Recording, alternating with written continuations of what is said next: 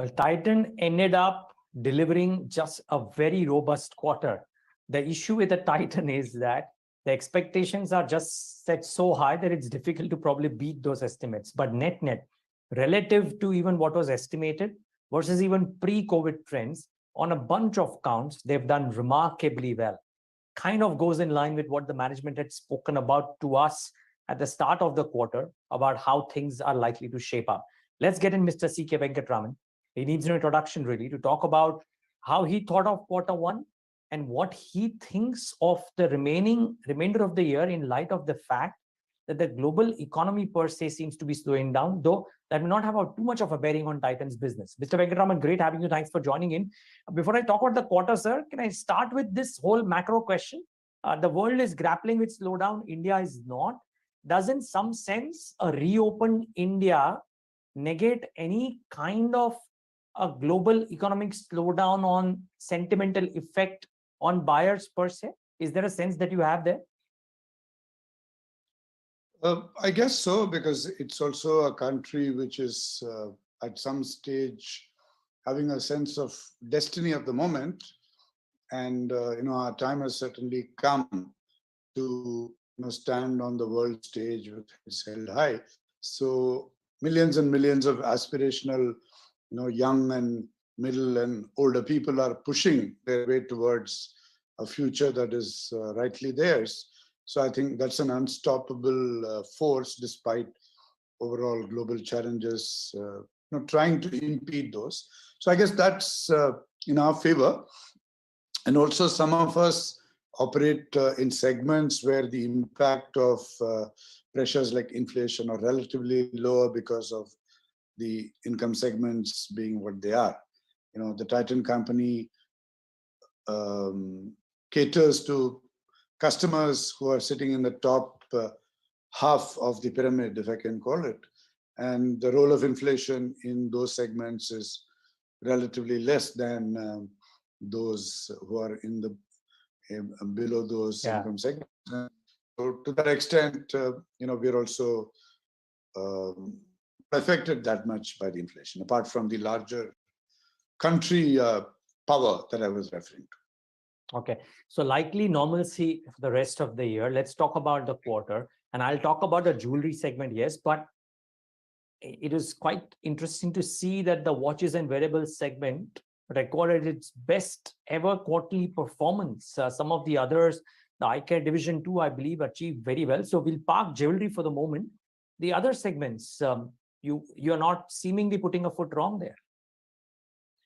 I think multiple things are working in our favor. One, of course, what I said about the kind of customers that we target, and they're not really affected by inflation so much. The second is in most of our categories, our market share is low, barring watches.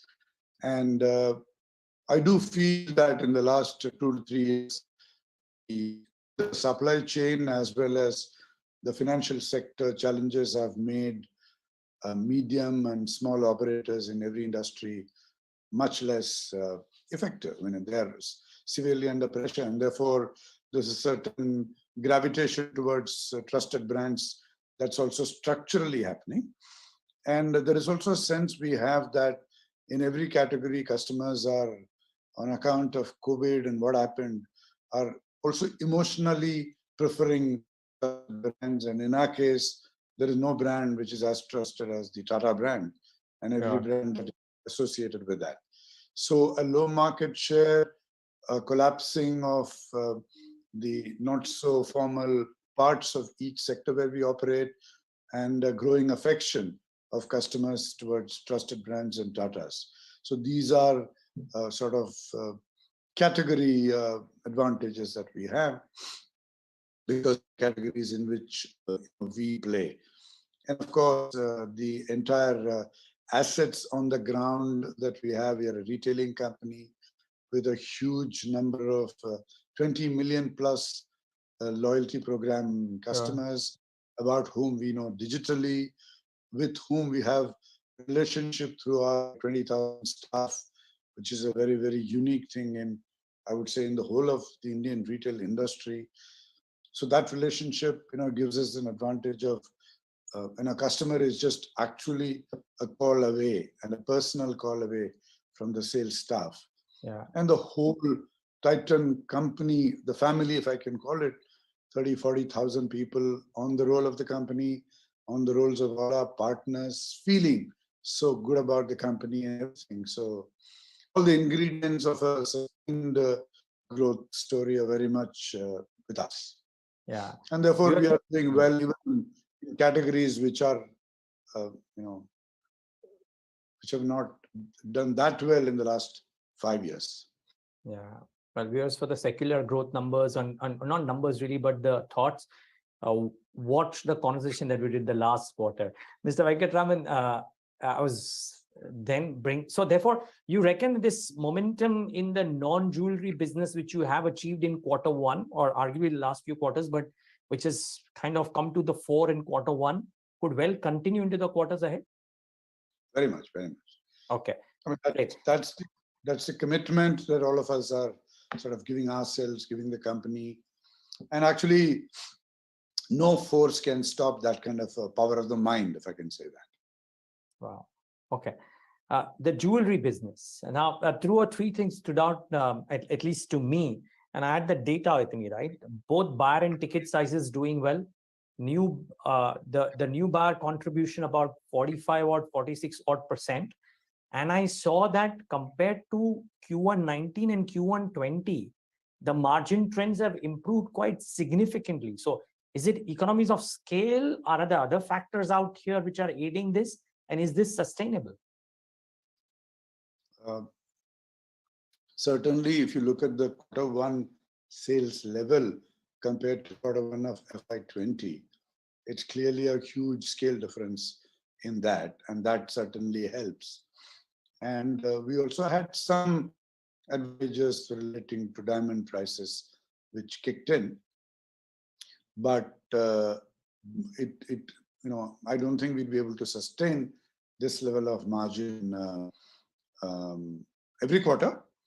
And like we spoke on the call, looking at in the 12% ballpark and pushing substantially, continuing to push substantially on the growth, because when the industry environment is in our favor and the opportunity to gain market share is very high, and overall package of financial performance, both the EBIT margin as well as the return on capital of the jewelry business being what it is, it would be the right approach to actually invest in stores, invest in inventory, invest in brand building, and everything else that we need to invest in, and really become stronger and stronger and stronger. And in a way, in the medium term, extract the through expansion of margin rather than focus on the margin expansion in the immediate near term. But you reckon this 6%? I mean, you personally want to take the 6% market share to a particular level by a particular time, sir? Actually, we must be close to 7 by now, I guess. Okay. And a 10% market share would be a good figure to reach, and I'm sure we'll reach there reasonably soon. Reasonably soon. Okay. One quick word. Just trying to. I usually talk to you long term. I just want to focus a bit on the near term. How do you see Q2 versus Q1, considering that Q1 had a lot of these amazing statistics plus Akshaya Tritiya, but Q2 might have the sentiment of the festive season coming in as well, unlike some other times when in Diwali might be in November and therefore the other festivals also back-ended or front-loaded in Q3. This time around, kind of to the closer end of Q2, you might see that sentiment coming in as well. So how do you see Q2 versus Q1, sir? Q2 versus Q1 is a little difficult to say because they're very different in profile. Precisely. But in terms of from a YOY basis, we are pretty confident about Q2 in comparison with Q2 of FY22. And it's also a diamond intensive quarter for us because we have the diamond activation that happens in July, August, and maybe early September. And your point is valid that the pujas probably almost ending in September this year. or very early October will help in September being a very good month as well. So, like we spoke on the call without revealing any figures, we were quite happy with the way July is shaping as well, and confident about quarter two. All right. One final question, Mr. Venkataraman. I know you alluded to the global sentiment not really impacting as much, considering the nature of the country and the place that India wants in its world. What about the local sentiments? There is inflation biting at the heels for a bunch of people. Maybe it's cooling off a little bit, but right out there. And I presume on the call you mentioned that the demand for the lower ticket items will improve given the festive occasions. But could a higher inflationary number, a higher interest rate, so on and so forth, come back to hurt in some fashion? Or like you said, because you cater to the top end of the pyramid, it will not have a big impact? That's actually our sense. Certainly the lower ticket items, which are more often bought by the middle class in any category. For example, the Titan brand in the watch business has done much better than the Sonata brand. And the Titan brand caters to the upper middle class, the upper class, the wealthy, whereas the Sonata brand caters to the middle class. Similarly, the lower ticket sizes, let's say 50,000 rupee, 40,000 rupee, maybe a 6-7 gram chain, for example, is bought by a middle class person. And they are certainly more affected by inflation because their incomes are relatively lower. The share of the total expenditure in their total basket is higher, and the staples and all where the inflation has a greater impact, their role in that, including expenses on petrol, all those are a greater part of their expenditure, which is a greater part of their total income, and therefore the role of inflation is higher. So to that extent, even with interest rates rising, sure, the housing loans having become a little more expensive, possible, but it's very difficult to quantify incremental things like this into our plan, and we believe in keeping our heads clean without all these thoughts. Frankly, like I said, success is also a mind game, and because the market share of Titan Company brands is very, very low in most categories, and we have these huge customer relationships with millions of customers, we don't let these thoughts come into our heads and complicate our intent and our sense of purpose, while remaining very agile in case something goes wrong. How do we really nimbly deal with it and sort of minimize the effect on us? So that we are very alert to, and COVID has anyway taught us. But importantly, we don't let these things cloud our heads and focus on the larger opportunity and just surge forward. All the best with that surge, Mr. Venkataraman. Thank you so much for taking the time out. Focus a bit on the minutiae this quarter since it was the start of the year, but look forward to more long-term conversations as the quarters roll by. Thanks so much for talking to us today, sir. Thank you, Neeraj. Always a pleasure. Thank you, sir. And viewers, thanks for tuning in.